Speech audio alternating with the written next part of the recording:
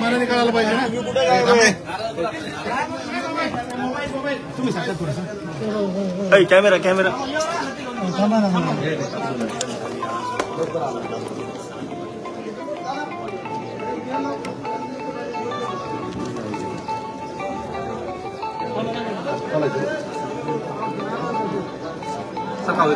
एक मिनिट जाऊ hello hello एक मिनिट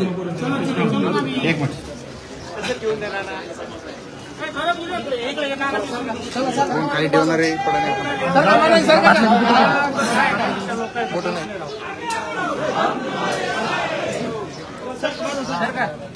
आपल्या माणसामध्ये कॅमेरावाला बाजूला रे.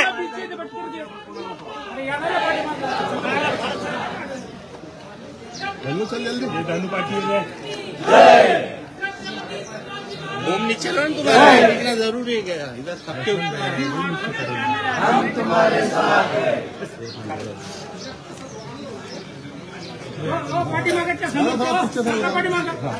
ओके चला पीछे आ जा कर रे.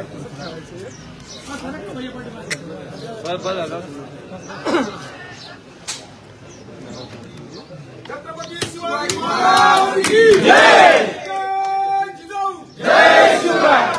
एक मराठा लाख मराठा. लड़ेंगे जीतेंगे हम सब चलेंगे. चला ना. हम तुम्हारे साथ हैं.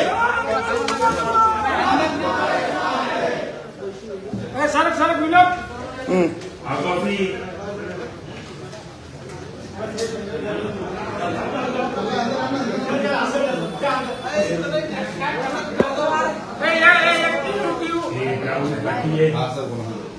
सरक पाठी बघा.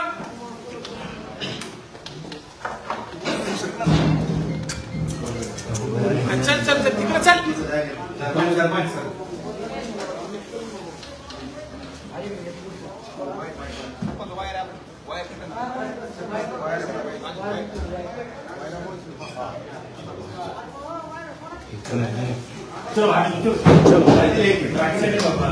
आराम से निकलो आराम से. चलो चलो चलो चलो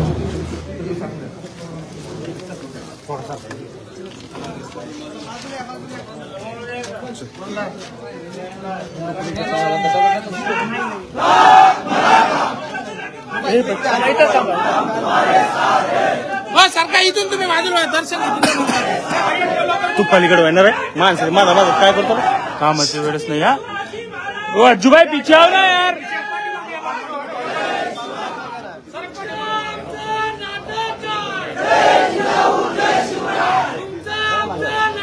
मोबाईल पाटील तुम आगे बढ़ो हम तुम्हारे साथ हैं एक मराठा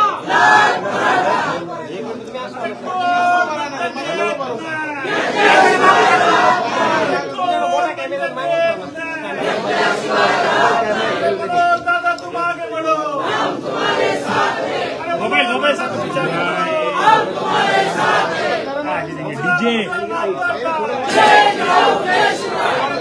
चल चल चल आपल्या जगा चलो नाही थांब आता हे घेऊन जाऊ अरे चल तिकडे चल तिकडून नाही चल चढून गेला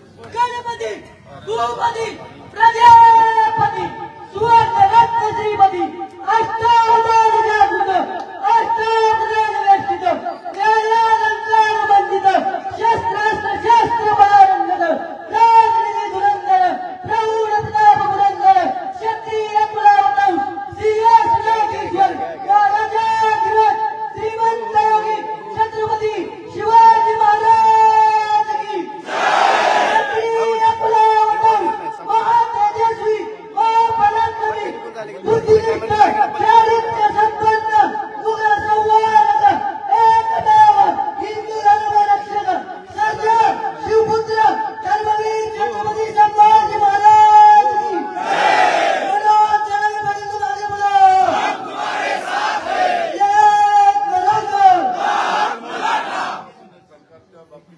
सकारात्मक राहिलेलं असं सुद्धा मनोदर समाजाच्या बाबतीत सकारात्मक आहे आणि ते निर्णय चांगला घेतील असा आशावाद त्यांनी सोडलेला आहे आणि समाजाचे मार्ग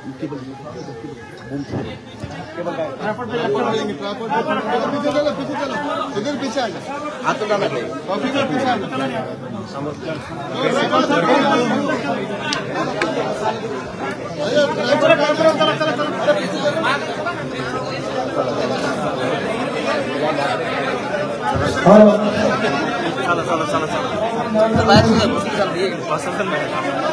म्हटल्याने सर्व बाहेर जाण्याची कृपा करावी. हॅलो आज कोणी असतील त्यांना सर्वांना विनंती सर्वांना मीडिया सोडून सर्वांना विनंती की बाहेर जाऊन उभं राहावं. हॅलो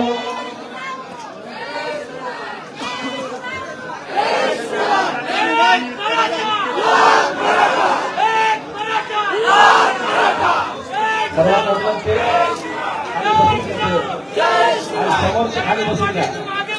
हम तुम्हारे साथ हैं एक मराठा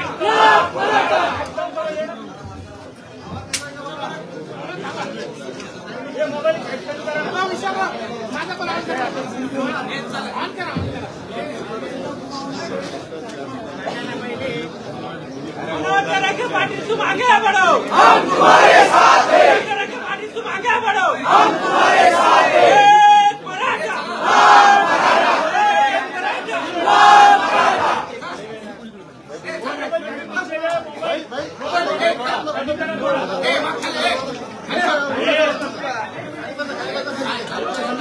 नीचे बैठो मोबाईल कोण बंद करावे तुम्हाला कळत नाही का तोपर्यंत एक मिनट मोबाईल नीचे लो सामने सर तू मोबाईल खाली मेरा कौन है मेरा बरोबर आहे ना हाँ ओके ओके हाँ डन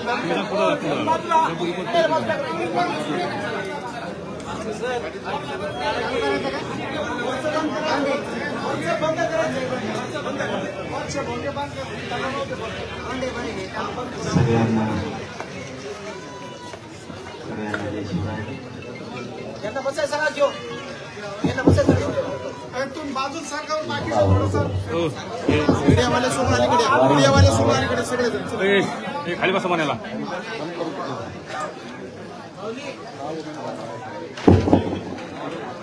सगळ्यांना जय शिवराय.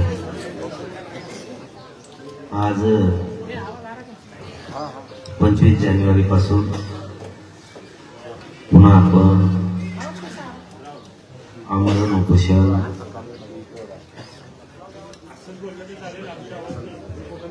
खाली पोहोचतोय ओमला खाली करतो खाली पोहोचतोय. आता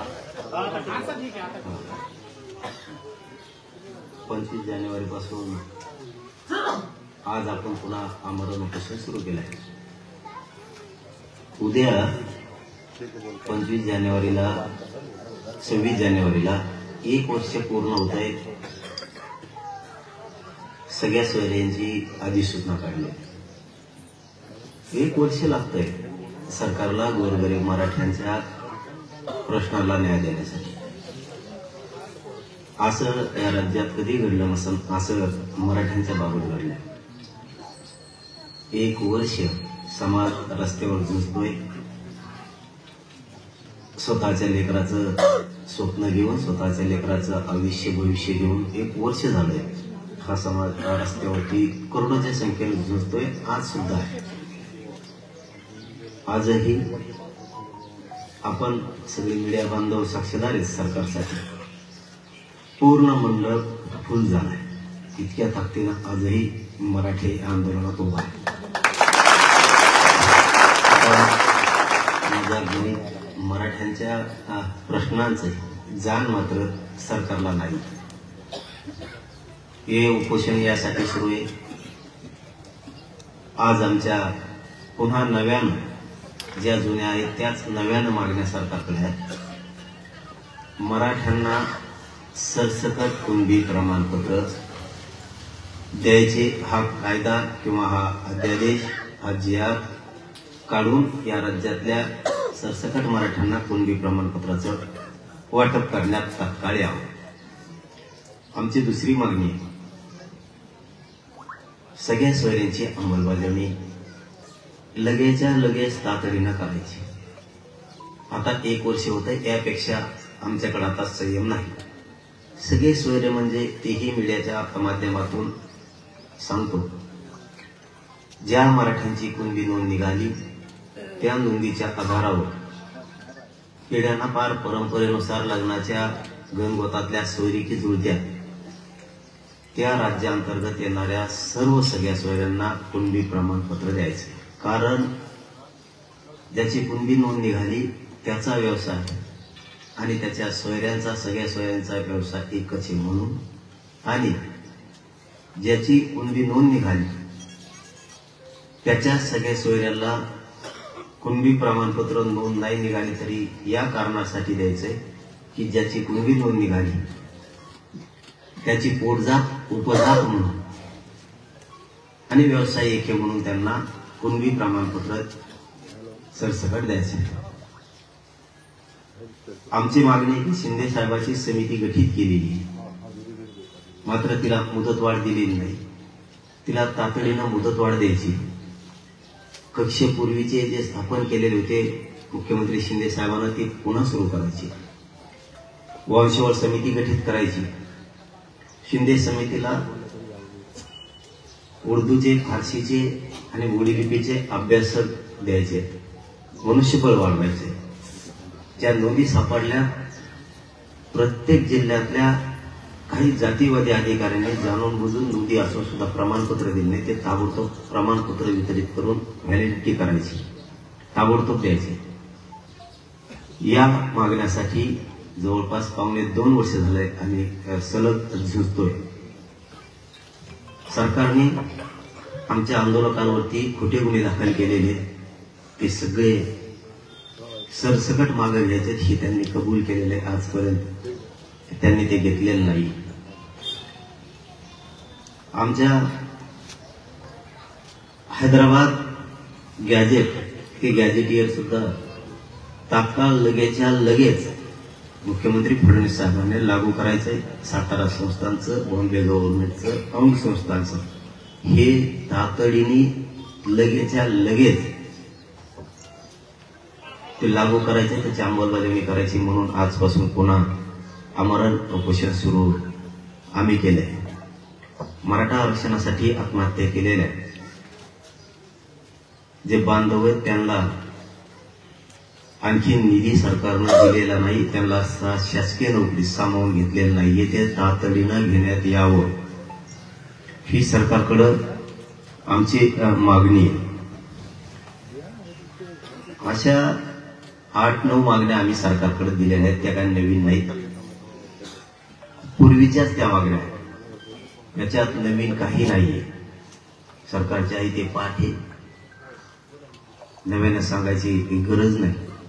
म्हणून मुख्यमंत्री फडणवीस साहेबांना विनंती आहे की ज्या 8-9 मागण्या आम्ही तुमच्याकडे दिल्या ना, त्याची तातडीने अंमलबजावणी लगेच आपण करा आणि या गोरगरीब मराठ्यांच्या लेकराचं दुःख वाटून घ्या, समजून घ्या. आणि जे मराठा समाजानं अशा अपेक्षा आहेत आपले मुलं मोठे होण्याच्या, त्या तुम्ही पूर्ण करा ही विनंती. याचबरोबर संतोष भैया देशमुख यांची क्रूरपणानं हत्या करण्यात आली. सगळ्या देशमुखांची सुद्धा आपण मागणी घेतलेली की त्या सगळ्या आरोपींना फाशीची शिक्षा झाली पाहिजे. आणि जी कडी आहे पूर्ण साखळी, ती सगळी साखळी सापडून त्याचा पूर्ण गुंडगिरीच्या टोळीचा नायनाट करायचा, ही सुद्धा मागणी आपण या आंदोलनात घेतलेली. सोमनाथ सूर्यवंशी असतील, वाकोडे साहेब असतील, यांच्याही ज्या मागण्या आहेत त्याही सरकारनं मान्य कराव्या. किमान मराठ्यांशी आणि मराठ्यांच्या मागण्याशी गद्दारी आणि बेमानी मुख्यमंत्री करणार नाही याची खात्री आहे आणि त्याची जाणीव त्यांनी सुद्धा ठेवावी. आमच्या मागण्या तातडीनं मार्गी काढाव्यात, कारण हे उपोषणाचं लोण पूर्ण राज्यभर आता पसरणार आहे. इथं आता सामूहिक उपोषण, पण आता ज्याला बसायचंय त्यालाच बसा असं सांगितलेलं आहे. जोर जबरदस्ती कोणाला नाही. घरच्याचा विरोध असेल तर कोणीही उपोषणाला बसायचं नाही. मी एकटाच खंबीर आहे. तुम्ही फक्त आशीर्वाद, पाठबळ, पाठिंबा द्यायला जरी आला. आज पहिल्या दिवशी इतके लोक कधीच येत असते की मला इथून पाठीमागं पक्का माहिती आहे. मी काय 2.5 वर्ष झालं आमच्या लोक कधी इतके लोक पहिल्या दिवशी येत नाही. जेव्हा मग तब्येत खराब होईल तेव्हा राग आला. आज पहिल्यांदाच असं घडलं 2.5 वर्षात की आंतरवालीतला मंडप पूर्ण फुल झाला. म्हणून आपण सामूहिक उपोषण आहे. आता लोक पण भेटायला येणार आहे, लोकांना भेटायला पण जागा पाहिजे. त्यामुळं जे कोणी उपोषण करते जरा एका बाजूला बसले तर बाकीच्या लिहि येता येईल, नाही तर तुडीत येईल द्या आपल्याला. म्हणून थोडं आपणच आपली काळजी घ्यायची. आणि लई मोठे जर वाढले तर आपण पलीकडे 4-5 एकर राननीत केले, खुशाल पटांगणाला जाऊन पडायचं तिकडं, काही टेन्शन नाही. इथं मात्र इथून जर इकडे बसलात सगळे जे कोणी असतील उपोषण करते, तर ही पीएस सगळा येणाऱ्या लोकांना ते आपल्याला भेटायला येणार आहे. सगळेच जर असे झोपले तर लोकांनी भेटायला कसं यायचं तुम्हाला. त्याच्यामुळे इथून पलीकडे जर तुम्ही बसले तर ही पीएस सगळा लोकांना भेटायला येणार आहे. लोक तुम्हाला आम्हाला सगळ्याला भेटायला येणार. धन्यवाद.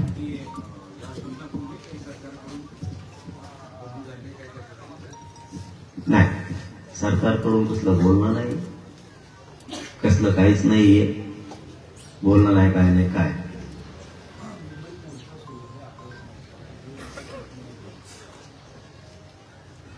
हो. मुंबई सुद्धा आज मोर्चा आहे. मी कालच आवाहन केलंय की बांधवांनी त्यामध्ये सहभागी व्हायचंय. इथं जरी उपोषण असलं तरी संतोष भैयासाठी पण आहे आणि मराठा समाजासाठी पण आहे. आज करोडो लेकरांच्या न्यायाचा प्रश्न आहे आणि आपली जबाबदारी संतोष भैयाला पण न्याय मिळाला पाहिजे आणि करोडो लेकरांना मराठ्यांचाही न्याय मिळाला पाहिजे, आरक्षण देऊ. त्यामुळं ही लढाई सुरू आहे, सुरू राहणार आहे. कोणताही विषय मागं पडणार नाही. सगळे सोबत घेऊन हे उपोषण आपण करतो.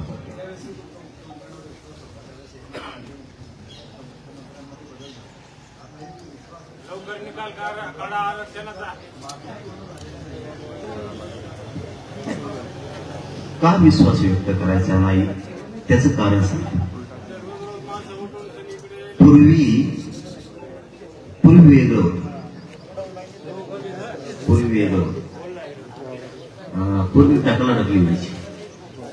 फडणवीस साहेब म्हणायचे मी शिंदे साहेबांना वाढवी. त्यांना विचारून बघा, ते कम देत नाहीत मला माहित. आता तुम्हीच काही टेन्शन आहे का? आता ढकला ढकली काही आहे का? आता सरकार तुमचं, मुख्यमंत्री तुम्ही, बहुमत तुमचं, आता काय लोड आहे का? आता आम्हाला कळत मराठ्यांविषयी तुमच्या मनात द्वेष, राग, आक्रोश आहे का नाही? तुम्हाला मराठ्यांचे पोरं मोठे होऊ द्या वाटते की नाही? प्रत्यक्ष बघणार आहेत आता या उपोषणात. तुमचं मराठ्यांच्या बद्दलची भावना काय, हे राज्य उभं राज्य आता बघणार.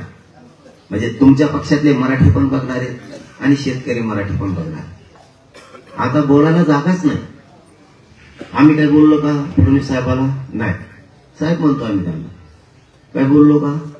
बोलणार नाही. हे उपोषण होईपर्यंत आम्ही विश्वास ठेवलाय. आता समाजालाच कळू द्या. जसं की आम्हाला जातीवादी म्हणतात तसं लोकांना ऑटोमॅटिक कळून चुकलं जातीवादी खरे कोण. काही दिवस थांबावं लागतं त्यासाठी.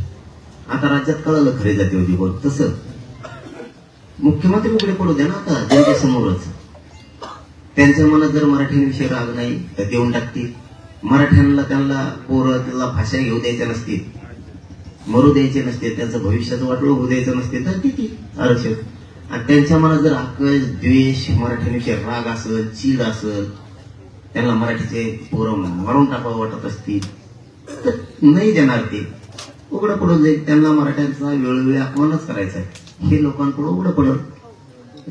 त्यांच्यावरच आता बाजू आहे काय करायचं. पण आम्हाला खात्री आहे, मला नाही वाटत ते मराठ्यांशी बेमानी करतील म्हणून. कारण मराठ्यांशिवाय अंगावर गुलाल नाही पडू शकत. कारण लाट नाही, मोदीची लाट नाही, कुठं काहीच नाही. लाट होती त्या टायमाला पडले बाबा सगळे. आणि आता लाट नाही काय नाही एवढे आले म्हणजे मराठ्यांच्या मताशिवाय ते सत्तेत बसू शकत नाही. माझ्या मराठ्यांनी त्यांना आमदार केलं, मंत्री केलं, सत्ता दिली. आता त्याच मराठ्यांच्या लेकरांना मोठं करायचं का नाही हा आता मुख्यमंत्री फडणवीस साहेबांचा विषय. त्यामुळं ते आता चित्र लगेच आता आजपासून स्पष्ट व्हायला सुरू होणार.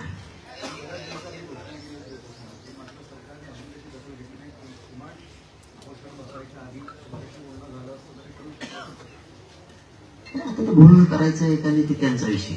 पण आमचा विषय काय, त्यांनी जरी आम्ही लय दिवस झालं तुमच्या म्हणण्यानुसार घोषणा केली उपोषणाची, आमच्यासाठी हे महत्वाचं आहे आम्हाला कोण शत्रू मानतंय, आमच्या अन्नात कोणचा सरकारचा मंत्री किंवा मुख्यमंत्री विष कालाला निघालाय हे आम्हाला चित्र क्लिअर होणं गरजेचं आहे. जसं एखाद्या घटनेचा तपास करतो आपण आणि तपासांती लक्षात येतं मग की हा दोषी, तसं या उपोषणाच्या माध्यमातून आम्हाला आमचा खरा मारेकरी कोण, आमच्या लेकरांचा खरा वाटोळा करणारा कोण, कुणाच्या मनात माझ्या गोरगरीब जातीविषयी आकर्ष आहे, द्वेष आहे, द्वेषानं त्यांच्या विचारात विष पेरलेलं आहे, ते आम्हाला याच्यातून उघडं पाडायचं किंवा समाज उघड्या डोळ्यानं बघणार की आपण जर यांना सत्ता दिली तर हे आपल्याला आरक्षण किंवा आपल्या ज्या आत्म मागण्या त्या मान्य करतात का नाही.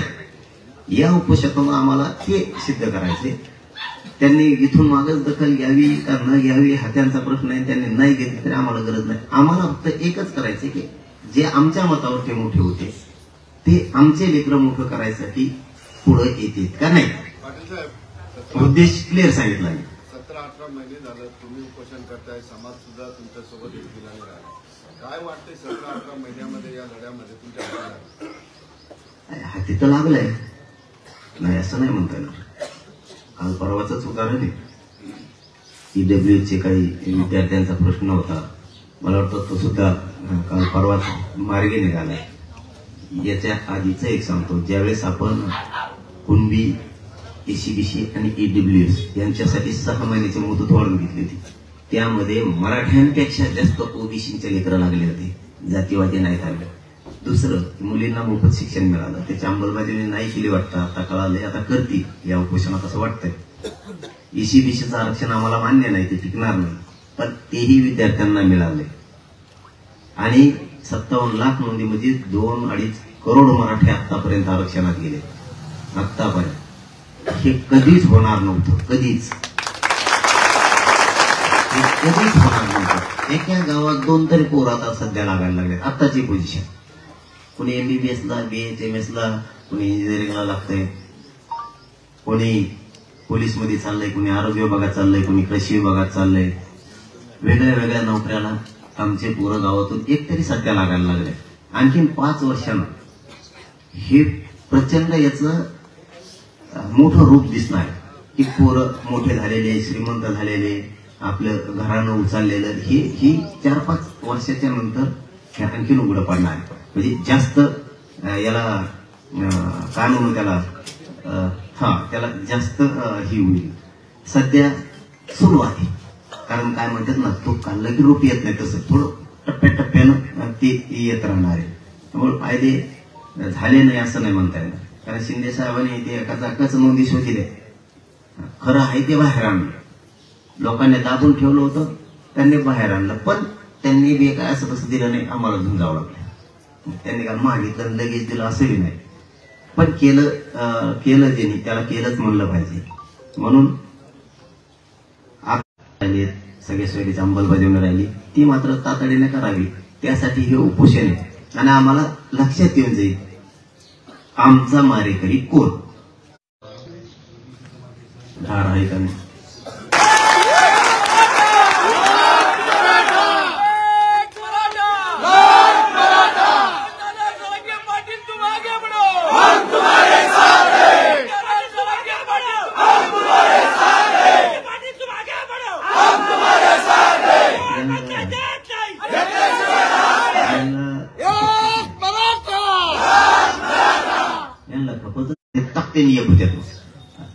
आता तर जास्त येणार मराठी, आम्हाला पुन्हा येते.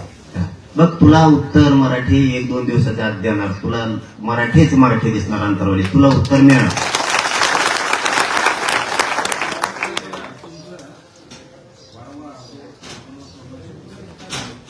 तुला काय करायचं तू बस ना, मी अर्धवट सोडत तो बस जाऊ तिथून पुढे उपोषणाला. का जमत कमोळ्यात झालाय तुला, तो बस. असली विरोधी पक्ष लागत आहेत बघा राज्याला अपेक्षा पाहायची. यांनी जनतेच्या आक्रोशाकडून बोलायला पाहिजे, संतोष भैयाच्या खुनाकडून बोललं पाहिजे, गोरगरीब मराठ्यांच्या प्रश्नाकडून बोललं पाहिजे. यांचं झालं की हे हातापुशी देत. यांना लोकसभेला मराठीचे लोक पाहिजेत, आमदारकीला मराठ्यांचे लोक पाहिजेत. हे असले बेउपकारी येते म्हणून यांचं साफ होते. हे मुळाजाळाशी जे संपायला लागलेत ना, हे काँग्रेस संपायला हे असले येते म्हणून यांचे पक्ष संपायला लागले. आणि मूळ किडी हे असल्या किडी आहेत ना, ह्या बाहेर निघल्या पाहिजेत, तेव्हा यांचे पक्ष वाढते. हे फक्त कामापुरते मराठ्यांजवळ ठेवते, काम झालं की ढकलून देतात.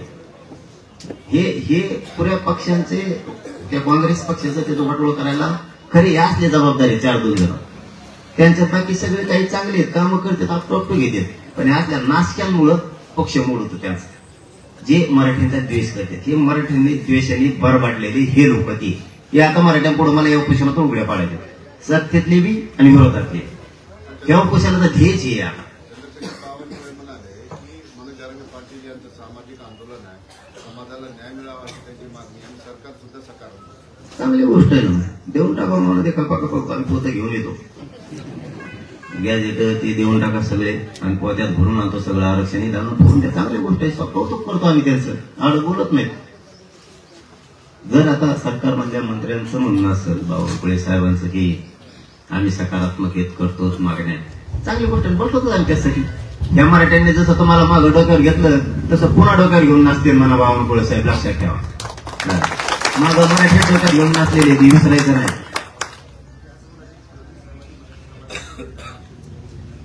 मग हे राहिलेलं देऊन टाका ना.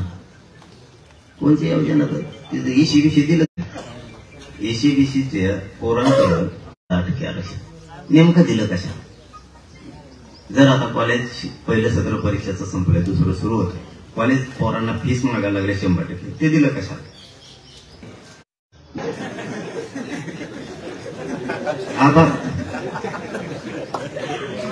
आता मग आता ते आता सुरू होईल ना, टप्प्याटप्प्यात पुढं मग दमानी जरशी होईल ना सुरू. आता नाही मी काय म्हणतोय बाबा, आता पहिले ते ढकल होती, मुख्यमंत्र्यावर ढकलायचे शिंदे साहेब, मी आडीत नाही, महाकायचा संबंध नाही, फडणवीस साहेब असं म्हणायचे. मग आता आम्ही काय सुरू केलं, आता कोण आहे मुख्यमंत्री, तुम्ही सत्तावर तुमची, खालून तुमचीच, कुंकुण खालून धरलं तरी तुमचंच आहे, वरून धरलं तरी तुमचंच आहे, त्याला काही अडचण नाही. मग आता आम्हाला फक्त या उपोषणातून बघायचंय, मराठ्यांविषयी ती त्यावेळी ढकलाढकली होती, आता तुमच्या हातात. तुमच्या मनात मराठ्यांविषयी राग द्वेष आहे का नाही? तुमच्या मनात आमच्या लेकरांच्या अन्नात विष घालायचं जे तुमचा विचार आहे, आम्हाला जे वाटते ते आहेत का नाही त्याच्यात उघडे पाडणार आहे. म्हणून तुमच्यावर विश्वास ठेवलाय, आमचं द्या, मागण्या सगळ्या मान्य करा, हरकत नाही. तुम्ही नाही दिल्या तर मराठा समोर क्लिअर चित्र होणार आहे. आणि मग 25च्या नंतर ज्यावेळेस उपोषणातही संपल तेव्हा तर काहीच बोलणार नाही, हे उपोषण पूर्ण होऊस तर. पण याच्यानंतर मग लागला आपलं त्यांचा सांग. मुख्यमंत्री एकनाथ शिंदे या आंदोलनाच्या काळामध्ये तुमच्या नेहमी संपर्कात असतात, त्याच्यावर तुमचा विश्वास पण होता की ते देतील सातत्यानं बोलायचं. आता मग त्या टाइम आता कुठं ते मुख्यमंत्री, आता कुठं ते, आणि हा पण त्यावेळेस काय म्हणायचे, त्यांना करू दिलं जात नसायचं. आता काय प्रॉब्लेम आहे, आता सगळं तुमच्याकडेच आहे ना. ते होते तर त्यांनी काय दिलं, आता राहिलं तुम्ही द्या, जाऊ द्या ना, भांडण खेळण्यापेक्षा. शिंदे साहेबले चांगले, फडणवीस साहेबले वाईट, किंवा फडणवीस साहेबले चांगले, शिंदे साहेबले वाईट हे म्हणण्यापेक्षा त्यांनी काय दिलंय तुम्ही काही द्या, बघू द्या ना आम्हाला कोण कोण काय काय देते, आमच्या लक्षात येणार त्याच्यात.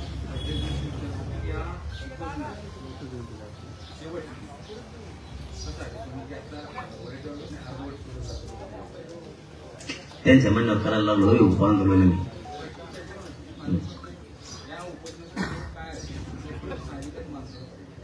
त्यांना नाही कळायचं अर्धवट म्हणजे काय असतं, त्यांना नाही कळणार. लोकांच्या गरिबांच्या भावना काय असतात, आंदोलन काय असतं, उपोषण काय असतं, कोणत्या टप्प्यावरती थांबायचं, कोणत्या नाही थांबायचं, यांना राखरांगोळी करून घ्यायची सवय लागलेली. आम्ही चाणक्य बुद्धीनं चाललेले आहेत, कोणत्या टायमाला काय करायचं, कोणत्या टायमाला उठाव घ्यायचा, कोणत्या टायमाला समाजाच्या पदरात काय पाडून द्यायचं, समाजाला काय काय मिळवून द्यायचं. आम्ही अर्ध्यात थांबू नाही तर चौथ्यात थांबू, समाजाच्या पदरात कसं पाडून द्यायचं ही माझा उद्देश असतो. मी माझ्या बुद्धीनं माझ्या हुशारीनं चाललो, म्हणूनच कधीच न 75 वर्षात मिळणारं आरक्षण या गोरगरीब मराठ्याच्या पदरात टाकलेला मी.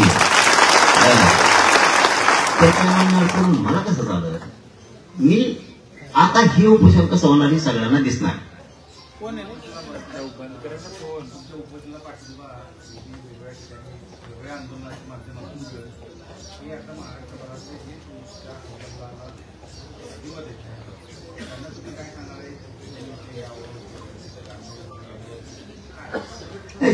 सगळ्यांनी एका जागेवर इथं अंतराळीच करायचंय, हा राज्यात कुठेही करायचं नाही.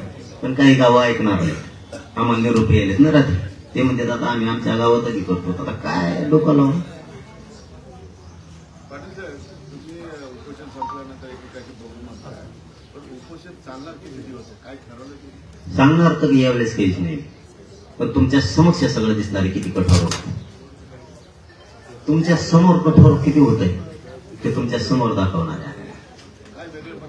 त्यावेळेस नाही सांगणार, तुम्हाला पक्के झालेले त्यावेळेस मिळवायचंच. मग